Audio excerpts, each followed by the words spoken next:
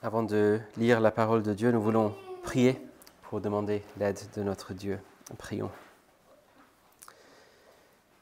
Notre Père Céleste, nous te remercions pour ta parole et pour cette occasion que tu nous donnes maintenant de t'entendre t'adresser à nous depuis ton saint trône. Et pour que cette parole soit efficace pour nous sauver, nous te prions que tu nous aides par ton Esprit Saint à l'écouter avec des cœurs diligents, bien disposés et pleins de prières, et que tu nous aides à la recevoir avec foi et amour, à la serrer dans nos cœurs et à la mettre en pratique dans nos vies. C'est ce que nous te prions au nom puissant de ton Fils Jésus-Christ. Amen. Je vous invite donc à trouver Marc chapitre 10 dans vos Bibles. Marc 10 sur la page 1127 dans les Bibles de l'Église. Et nous lirons jusqu'au verset 16.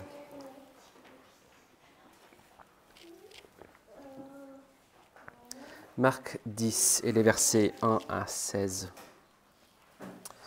Voici la sainte parole de notre Dieu. Jésus se mit en route pour se rendre aux confins de la Judée et de l'autre côté du Jourdain. Les foules s'assemblèrent de nouveau près de lui et selon sa coutume, une fois de plus, il les enseignait. Les pharisiens l'abordèrent et, pour l'éprouver, lui demandèrent s'il est permis à un homme de répudier sa femme.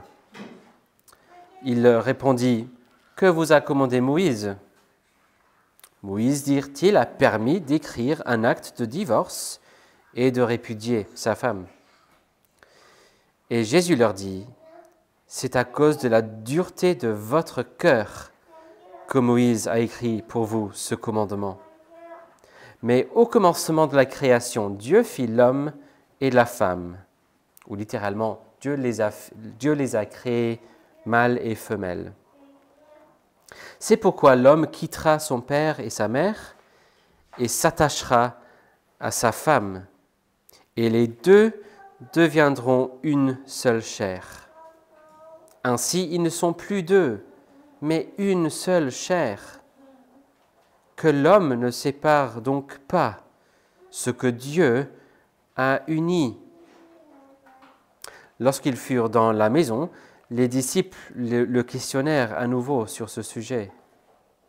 Il leur dit, « Quiconque répudie sa femme et en épouse une autre, commet un adultère envers la première.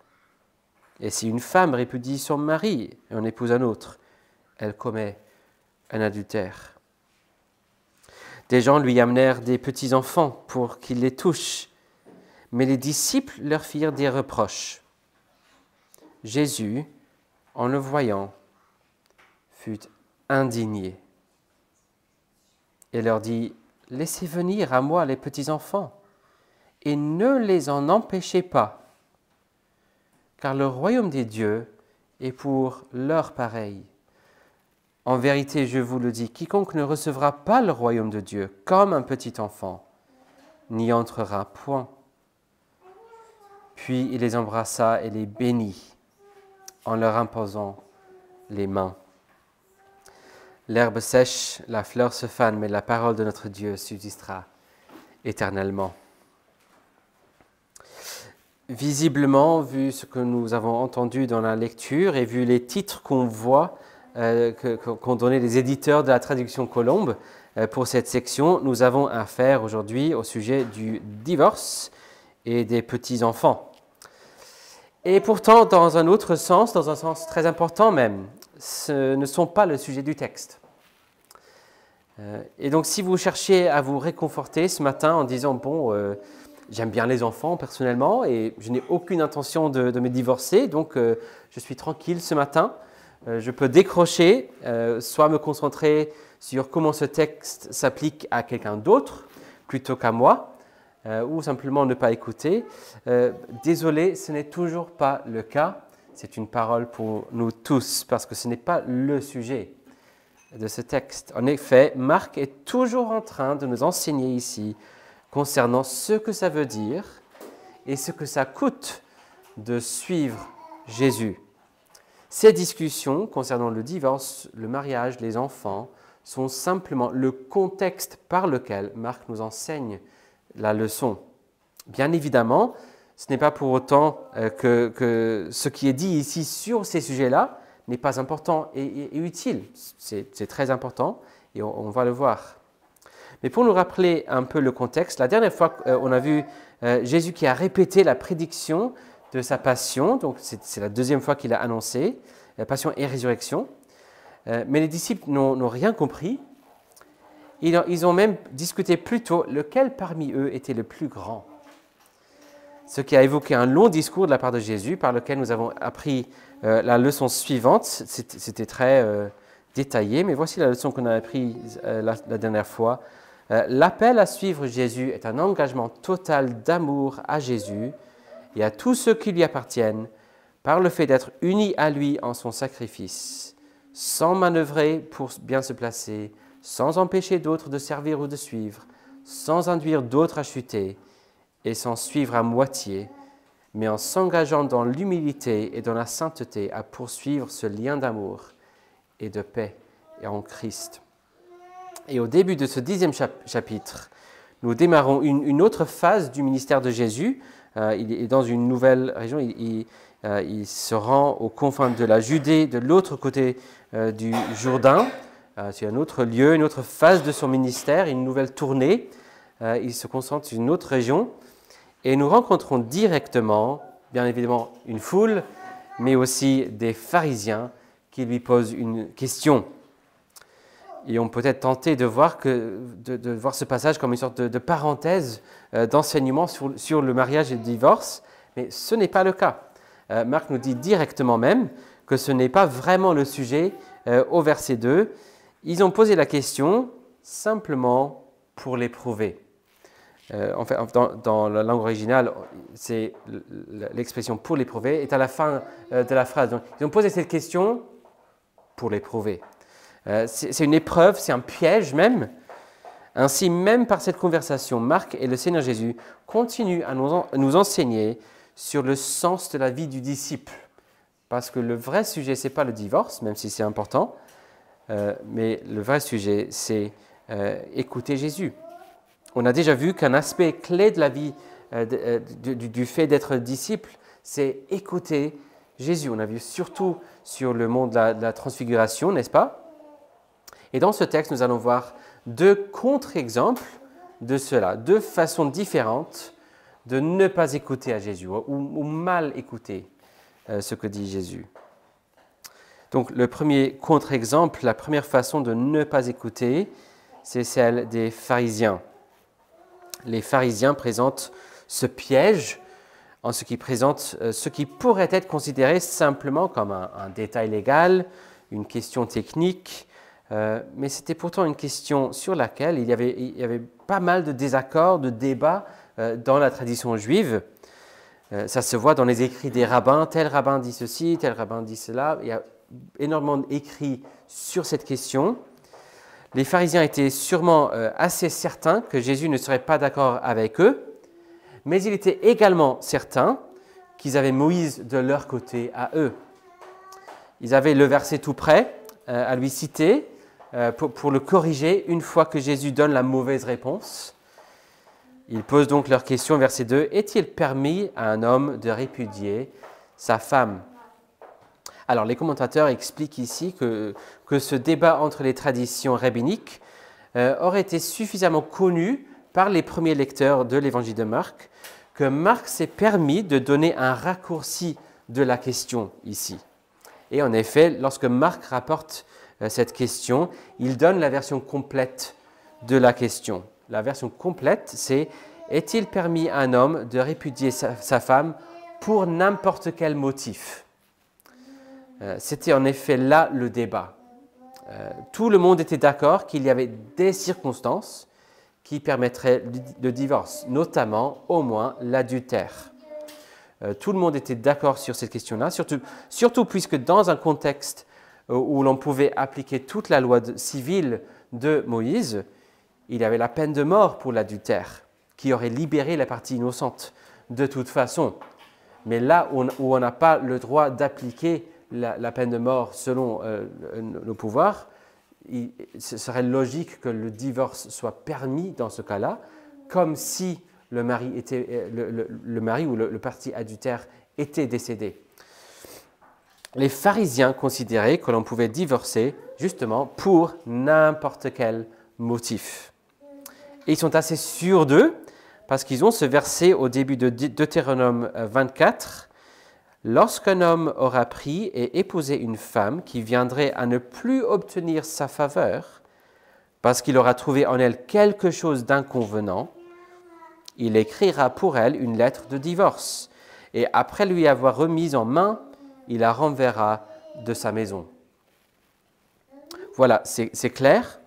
Tant qu'un homme voit quelque chose d'inconvénient en sa femme, elle n'a plus sa faveur, que ce soit pour l'adultère, pour avoir brûlé légèrement le dîner, pour avoir dépassé un certain âge. Voilà, tant qu'il a écrit une lettre, ils sont quittes et elle doit partir. Pour eux, pour les pharisiens, ce verset était l'atout à jouer à la fin pour prouver que Jésus, qui va forcément dire qu'ils ont tort, pour prouver que c'est Jésus qui a tort sur cette question. On peut divorcer pour n'importe quel motif. Mais Jésus les voit venir et il les met au pied du mur et il demande directement « Que dit Moïse ?» Il le fait sortir dès le début, ce verset. Et les pharisiens citent ce que Moïse dit dans Deutéronome 24. Mais ce n'est pas l'atout que les pharisiens pensaient. Jésus a une réponse. Et la réponse c'est « Vous avez mal lu Moïse. Vous l'avez mal lu. Et pourtant, Moïse vous a très bien lu. Vous lisez mal Moïse, mais Moïse vous lit très bien. » Et notez que Jésus, au verset 5, nous dit « C'est à cause de la dureté des cœurs des Israélites de son époque que Moïse a écrit pour eux ce commandement. » Non, il dit « C'est à cause de la dureté de votre cœur que Moïse a écrit pour vous ce commandement. » Vous les pharisiens, vous êtes comme cette génération-là, ce peuple-là. Vous êtes exactement comme eux, ce peuple égoïste, mécontent, dont les cœurs sont durs. Vous lisez mal Moïse, mais Moïse vous a lu très bien. Pourquoi donc a-t-il écrit ce commandement pour le certificat de divorce? Non pas pour rendre le divorce plus facile, mais plutôt puisque vous êtes durs, il y aura sûrement certains parmi vous qui seraient horribles comme mari. Si vous allez quitter votre femme, donnez-lui au moins la dignité et la liberté par le fait de lui donner un certificat. Le commentateur Edwards dit ceci: « Il s'agit d'un texte de concession et non d'un texte d'intention. On n'apprend pas à piloter un avion en suivant les instructions pour faire un atterrissage en catastrophe. On ne réussira pas à faire la guerre en s'entraînant selon les règles pour battre en retraite. Il en va de même pour le mariage et le divorce.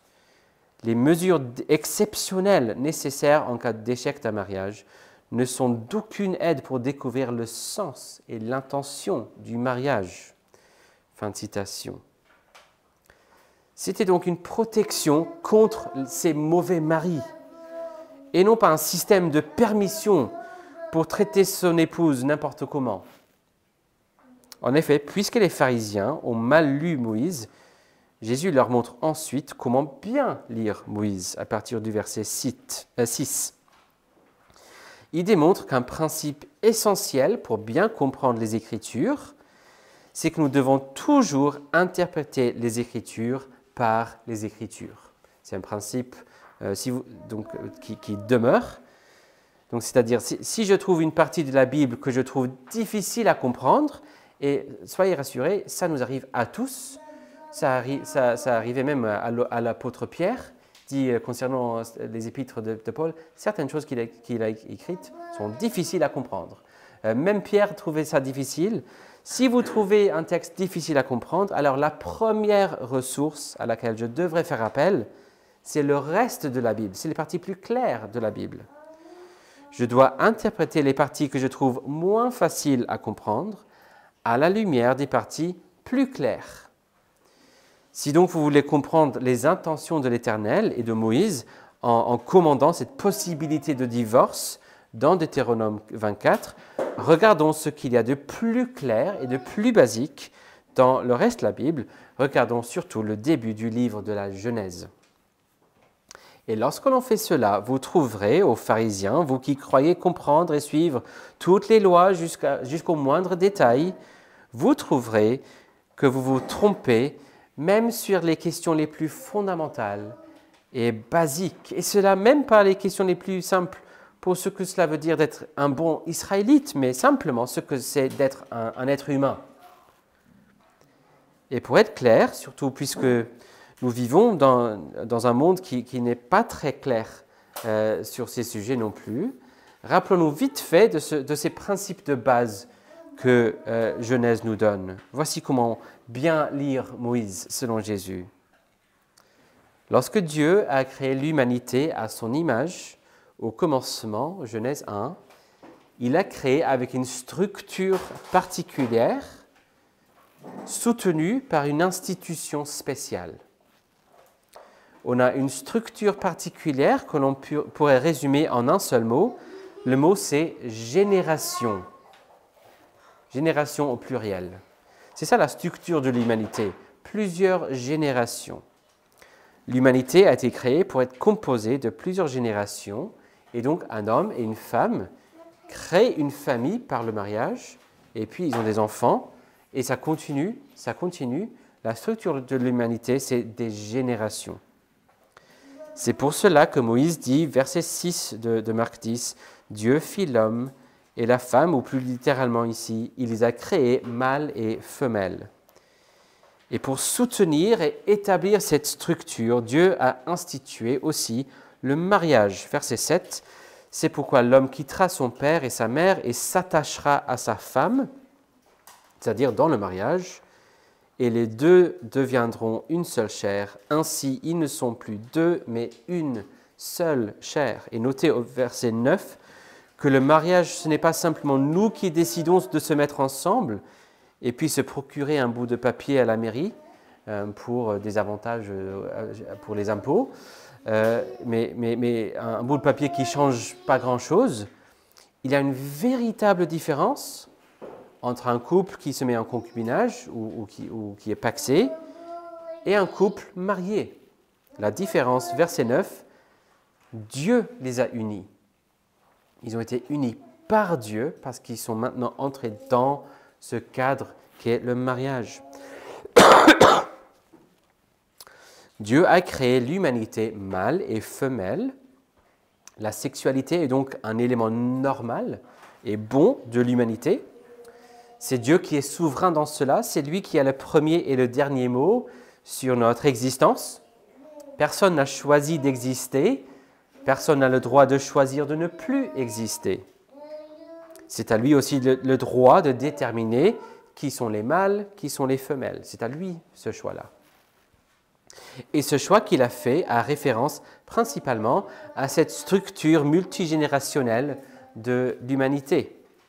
Et le but ici n'est pas simplement l'accouplement et la reproduction en général, mais qu'il y ait des générations structurées par ce lien d'alliance, ce lien d'amour qu'on appelle le mariage, où Dieu crée les unions.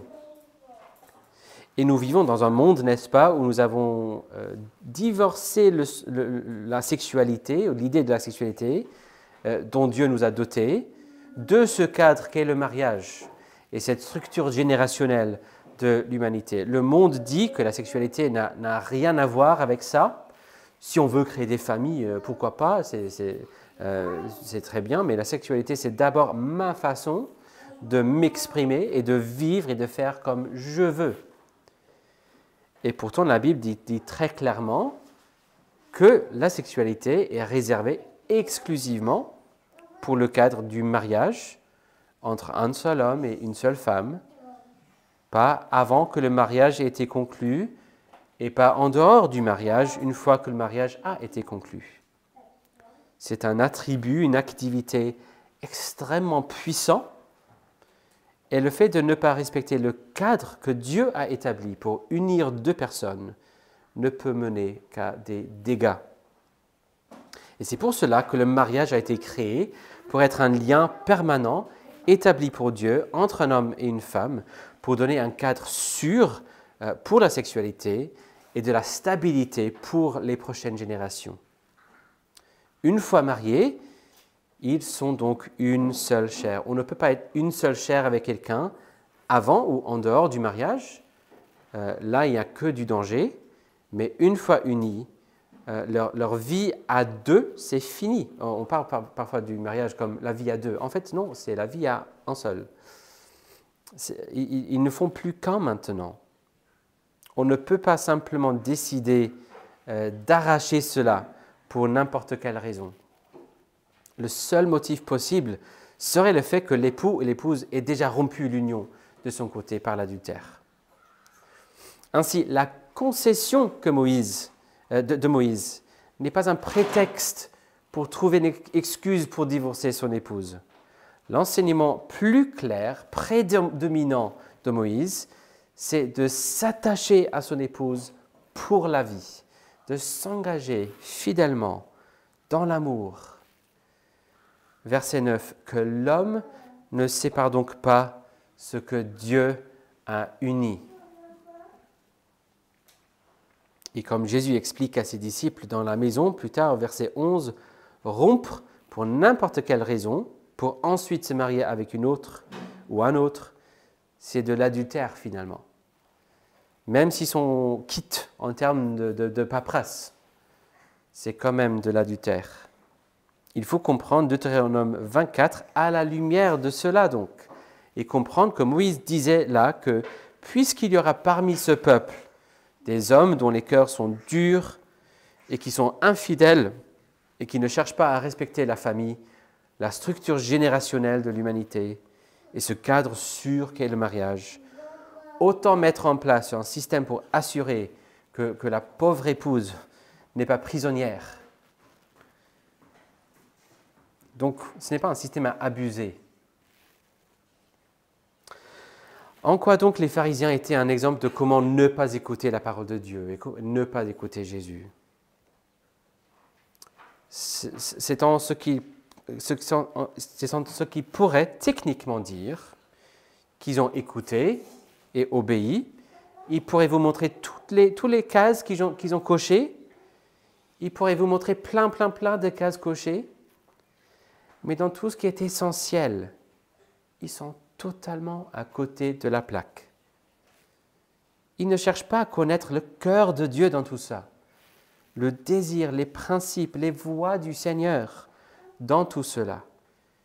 Ils cherchent à marcher sur un chemin bien précis, très correct, mais ils ne marchent pas avec le Seigneur. Ils glorifient Dieu de la bouche et des lèvres, mais leurs cœurs sont éloignés de lui, pour citer Isaïe. Ce n'est donc pas comme ça qu'il faut écouter Jésus.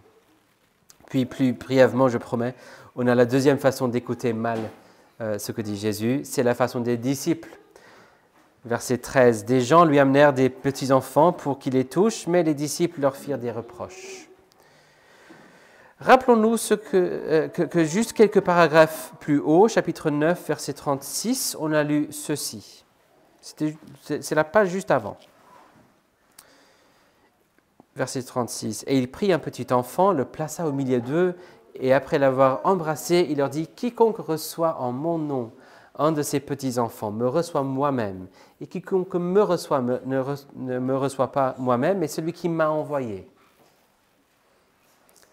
Et voici les disciples qui renvoient des enfants qu'on lui a amenés. Là encore, c'est un non-respect de ce principe des générations, que les enfants ont autant de valeur que les adultes.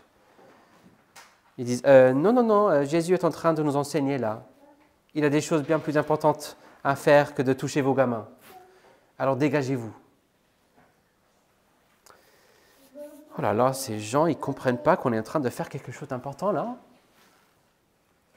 Quiconque reçoit en mon nom un de ces petits-enfants me reçoit moi-même, et quiconque me reçoit ne me reçoit pas moi-même, mais celui qui m'a envoyé.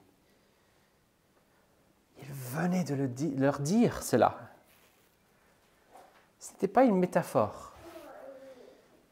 Il avait même un enfant dans les bras quand il l'a dit. Ce n'était pas une proclamation abstraite ou théorique.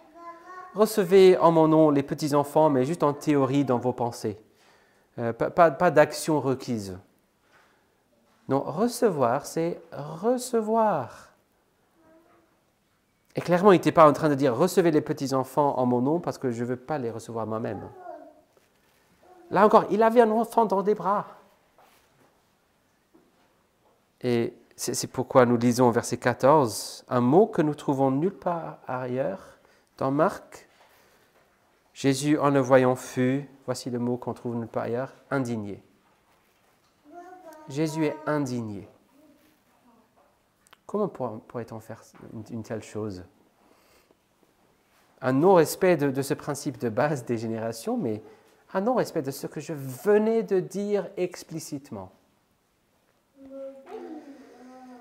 Mais n'est-ce pas merveilleux de voir que ce qui met Jésus en colère, principalement, on le voit ailleurs, mais surtout ici, c'est le fait de voir qu'il y a quelqu'un ou quelque chose qui cherche à empêcher quelqu'un de venir à Jésus.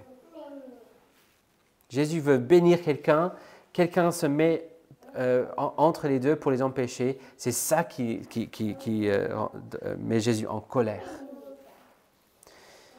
Il n'est jamais en colère quand quelqu'un veut venir voir Jésus. Mais quand quelqu'un veut dire « Ah non, non, tu ne peux pas voir Jésus, tu n'as pas le droit », c'est alors que Jésus est indigné. Qui est-ce qui vous décourage ou vous empêche de venir à Jésus?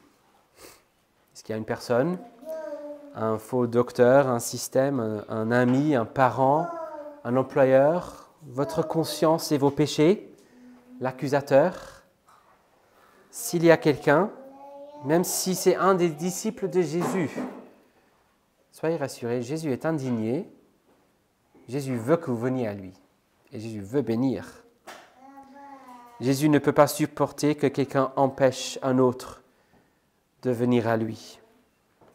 Jésus est indigné avec Mohamed. Il est indigné avec Satan qui accuse. Il est indigné avec d'autres faux prophètes, Joseph Smith, tous ces gens-là. Jésus est indigné avec ceux dans l'Église romaine qui disent « Oh non, prie pas Jésus, mais prie Marie, prie Joseph, prie tel ou tel. » Il est indigné. Non, laissez venir à moi les petits-enfants. Ne les en empêchez pas. Car le royaume de Dieu est pour leurs pareils. En vérité, je vous le dis, quiconque ne recevra pas le royaume de Dieu comme un petit enfant n'y entrera point. Puis il les embrassa et les bénit en leur imposant les mains. Si vous n'avez pas compris que la foi d'un enfant est l'exemple parfait de la vraie foi, dit Jésus, vous n'avez rien compris. Un petit enfant qui n'a rien à apporter, un petit enfant qui n'a que des mains vides. C'est cette foi enfantine qu'il faut pour tous. Mais ce n'est pas simplement les adultes qui ont la foi comme un enfant que Jésus bénit, bien sûr. Jésus bénit les enfants aussi. Et bénir, qu'est-ce que ça veut dire? C'est plus que le simple fait de dire bonjour ou que Dieu te bénisse ou juste ah oui, je veux tout le bien pour toi. Non. Qui dit bénédiction dit alliance. Il les assure qu'ils sont dans la famille de Dieu, dans la communauté de son alliance. Il prononce une bénédiction sur eux. Pas simplement un vœu, il est béni par l'autorité qu'il a en tant que Messie, en tant que serviteur de Dieu, en tant que prophète, prêtre et roi. Il donne la bénédiction de Dieu sur chaque enfant. C'est toujours le cas dans l'Église. L'appel au culte que nous entendons tous chaque semaine, ce n'est pas simplement pour les adultes. La parole que nous écoutons, les promesses que nous recevons, le signe et le sceau qu'est l'eau du baptême, l'appel à la repentance et la foi, l'invitation à saisir Jésus-Christ et discerner le corps pour qu'ils puissent venir à la table du Seigneur. La bénédiction que le Seigneur nous donne à la fin de chaque culte, c'est aussi pour les enfants. Ne les empêchez pas. Qui sommes-nous pour les empêcher? Qui sommes-nous pour faire ce qui provoque l'indignation de Jésus? Laissez venir à moi les petits-enfants. Donc, quelle est la mauvaise façon d'écouter Jésus ici? C'est d'entendre ses paroles et ne pas les mettre en pratique. Ou se contenter de les appliquer en théorie, en abstraction, en métaphore, mais pas du tout en pratique. C'est le grand danger qui est le sujet de plusieurs paraboles. Il y a les quatre sols où la semence tombe. On a revu ça dans Marc chapitre 4. Quelle est la différence entre l'homme qui a bâti sa maison sur le sable et celui qui a bâti sur le roc? On connaît tous le chant, mais on ne connaît pas tous le sens peut-être. Ce n'est pas que l'un a écouté la parole de Dieu et l'autre pas. On pense souvent que c'est le cas, mais non. Les deux ont écouté la parole. Il n'y a qu'un seul qui l'a mise en pratique. C'est ça la différence.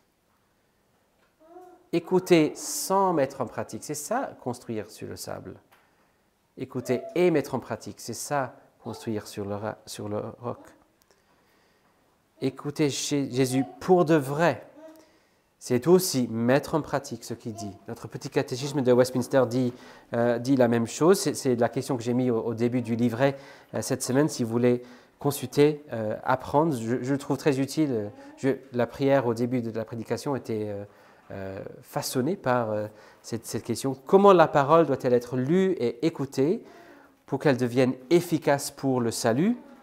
Réponse: pour que la parole devienne efficace pour le salut, nous devons y assister avec diligence, préparation et prière, la recevoir avec foi et amour, la serrer dans nos cœurs et la mettre en pratique dans nos vies. Quelle est la leçon que nous devrions apprendre ici alors? C'est que l'appel à suivre Jésus est un appel à obéir à la parole de Dieu avec un cœur humble et dévoué, comme une réponse enfantine à ses grandes bénédictions, et non un appel à une simple observation mécanique ou abstraite de règles. L'appel à suivre Jésus est un appel à obéir à la parole de Dieu avec un cœur humble et dévoué, comme une réponse enfantine de foi à ses grandes bénédictions, et non un appel à une simple observation mécanique ou abstraite de ces règles.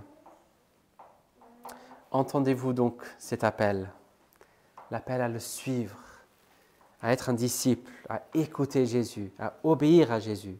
Placez votre foi en lui, à venir à lui les mains vides comme un petit enfant, à venir à lui non pas pour cocher des cases, mais pour marcher avec lui, en communion avec lui. Que vous soyez un tout petit enfant, ou un homme ou une femme prêt à dépendre de Jésus comme un petit enfant, entendez ce qu'il dit. Laissez-les venir à moi. Notez à quel point il déteste tout ce qui empêcherait de venir, tout ce qui vous empêcherait de venir. Et venez. Venez dans ses bras, recevez sa bénédiction.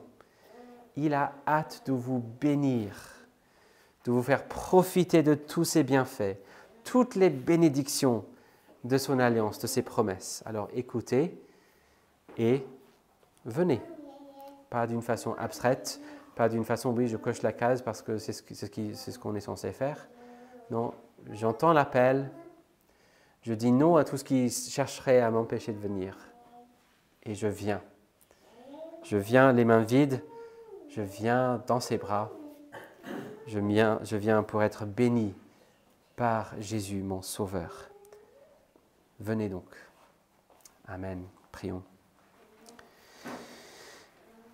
Merci notre Père pour la beauté de l'indignation de Jésus contre tous ceux qui empêcheraient les gens de venir à Jésus.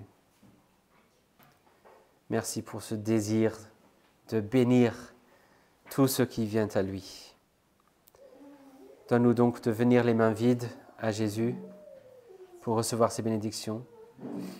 Donne-nous de venir non simplement pour apprendre à cocher des cases, apprendre à observer des règles d'une façon technique, mécanique, mais de connaître ton cœur, de faire ta volonté, de vivre en communion avec toi, de chercher à te plaire, non pas pour gagner ta faveur, mais simplement parce que nous voulons faire ce qui te plaît, parce que nous t'aimons. Donne-nous donc de venir, bénis-nous, et donne-nous de suivre Jésus fidèlement, d'écouter sa parole, et surtout de la mettre en pratique dans nos vies. Et nous le prions au nom de Jésus-Christ. Amen.